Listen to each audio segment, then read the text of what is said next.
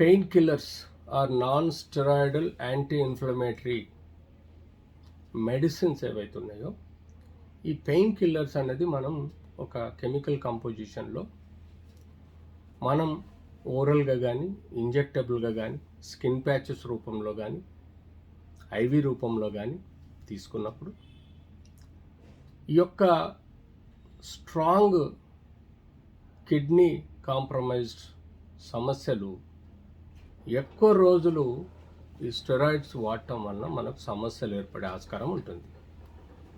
So pain కిల్లర్స్ని age ప్రకారం between student లైఫ్లో కానీ బిట్వీన్ మిడిల్ ఏజ్లో కానీ ఆర్ ఎబోవ్ మిడిల్ ఏజ్లో కానీ ఈ నాన్ స్టెరాయిడల్ ఇన్ఫ్లమేటరీ మెడిసిన్స్ ఇచ్చినప్పుడు కిడ్నీ యొక్క parameters urea creatinine or renal profile కానీ లివర్ ప్రొఫైల్స్ అంటే లివర్ ఫంక్షన్ టెస్ట్ ఈ రెండు మనము సమగ్రంగా పారామీటర్స్ పెట్టుకోవాలి. యూజువల్గా యంగ్స్టర్స్లలో ఈ పెయిన్ కిల్లర్స్ ఎక్కువ రోజులు వాడినా కూడా కిడ్నీ మీద కానీ లివర్ మీద ప్రాబల్యం ఉండదు. కానీ ఓల్డర్ ఏజ్ వాళ్ళు ఎప్పుడైతే కోమార్బిడ్ డిజీజ్ లాంటి బీపీ షుగర్ కానీ ఆర్ ఆంకాలజీ ట్రీట్మెంట్లో ఉన్న వాళ్ళు కానీ ఆర్ ఇతరత్ర అవయాల సమస్యలు ఉన్నప్పుడు వైటల్ ఆర్గన్ సమస్యలు ఉన్నప్పుడు ఈ పెయిన్ కిల్లర్స్ 2 నుంచి 3 వారాలకు మించి వాడటం వలన డైరెక్ట్ కిడ్నీ ఫిల్ట్రేషన్ అంటే కిడ్నీలో బాడీలో ఉండే intracellular fluids extra cellular fluids ఏవైతే కిడ్నీలో ఫిల్టర్ అయ్యి వేస్ట్ మెటీరియల్స్ని కిడ్నీ ద్వారా బయటికి యూరిన్ మూత్రం రూపంలో పంపించి మళ్ళీ రిఫ్రెష్గా బ్లడ్ని మన సర్క్యులేషన్లో పెట్టేది కిడ్నీ. సో ఎప్పుడైతే మనకు ఈ పెయిన్ కిల్లర్స్ వలన రీనల్ ప్యారెంకైమల్ డ్యామేజ్ అయినప్పుడు మన ప్రాపర్గా ఫిల్ట్రేషన్ బ్లడ్ కానప్పుడు యూరిన్ సఫిషియెంట్గా ప్రొడ్యూస్ కానప్పుడు ఇది ఇంటర్నల్గా రివర్స్గా మన బాడీలోకి మన రక్తం ద్వారా వెళ్ళి ఆ వేస్ట్ ప్రొడక్ట్స్ మన బాడీలో ఉన్న మేజర్ వైటల్ ఆర్గన్స్ని డ్యామేజ్ చేసే ఆస్కారం ఉంటుంది. సో ఈ renal parameters and liver parameters సమగ్రంగా ఉన్నప్పుడే ఎక్కువ రోజులు పెయిన్ కిల్లర్స్ వాడవచ్చు. అదర్వైజ్ సోకాల్డ్ పెయిన్ కిల్లర్స్లో మనకు డైక్లోఫెనాక్ సోడియం కానీ యాసిక్లోఫెనాక్ సోడియం కానీ నాఫ్రోక్సన్ కానీ లేకపోతే ట్రమడాల్ కానీ ఇవి వాడేటప్పుడు చాలా జాగ్రత్తగా ఉండాలి. మెయిన్గా మోబిజాక్స్ కానీ ఆర్ థయోఫ్లోటాల్ కానీ ఆర్ ఇతరత్ర పెయిన్ కిల్లర్స్ ఏవైతే మేజర్గా ఉన్నాయో అవి కిడ్నీ డ్యామేజ్కి ఆస్కారం ఉంటుంది.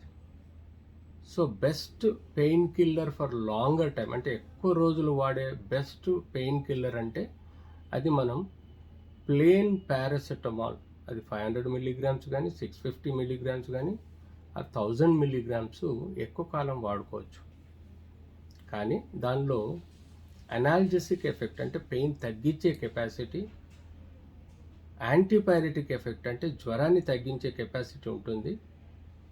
దానిలో కెమికల్ కాంపోజిషన్ కిడ్నీ డ్యామేజ్ చేసేంత పవర్ఫుల్ కెమికల్ రియాక్షన్స్ జరగవు కాబట్టి సేఫ్ పెయిన్ కిల్లర్గా మనం పారాసెటమాల్ని తీసుకుంటాం.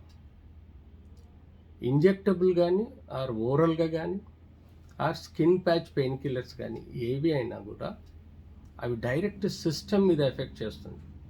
అంటే రక్తనాళాలు, కిడ్నీ, లివర్, హార్ట్ అండ్ బ్రెయిన్లో ప్రక్రియ ఈ పెయిన్ కిల్లర్స్ని డ్యామేజ్ చేసే ఆస్కారం ఎక్కువగా ఉంటుంది. సో వీలైనంత వరకు ఏ లోకలైజ్డ్ పెయిన్ ఉంటుందో అక్కడ మీరు ఆయింట్మెంట్స్ కానీ లీనిమెంట్స్ కానీ మీరు అప్లై చేసుకుంటే తద్వారా మీకు లోకలైజ్డ్ పెయిన్ తగ్గిపోయి సిస్టమిక్ డ్యామేజ్ కాకుండా చూసుకోగలుగుతాం.